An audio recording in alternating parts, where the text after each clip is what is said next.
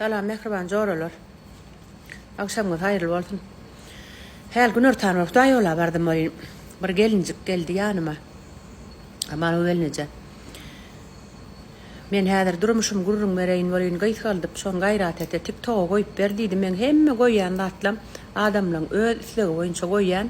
Dedem go kommentarylar ýazýan şoňa görä adamlaň öz netije çykarýar. Bir gelin aýtdy. Men diýe adamym bilen halaşyp bardım diýe. Onuň umuman çagam boldy diýe. Çağamam atam öýümde diye balnita gittim şo taýda dogurdum atam öýüme geldim diye. Balnitada ýatyrkam gaýnymam men gaýnatam hiç kimden gelmedi. Adamym gözlemedim men diye. Ewe ki toýdan soň diye şo men gowrul diýip adamym aýdamda diye adamym menen ta kaka bolmana taýynda öýümdem ýok.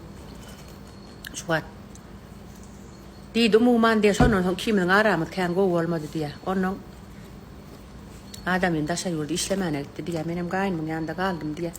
Onuň soň yaramadym on gaýnatamam saňa bir de sen ýaly yarawsuz gelin gerekkä ketelli gelin diýip atam öýüme taşlap gaýtdy men diye. Soň umuman atam öýümde boldum diye endi men diye sizlen isleýän dadym diye men aýtdym sen näme maslahat isleýän bizden diýdim bolyn. Ine diye bir topar gelinler diye höýüp barýarlar onuň gelin bolup barandan soň adam armyýa gitýär mysal üçin diye. Ya da bir topar olur öýlen ya da anym bergim üjok diýip taşar ýurdu işlemeni etýärler diye.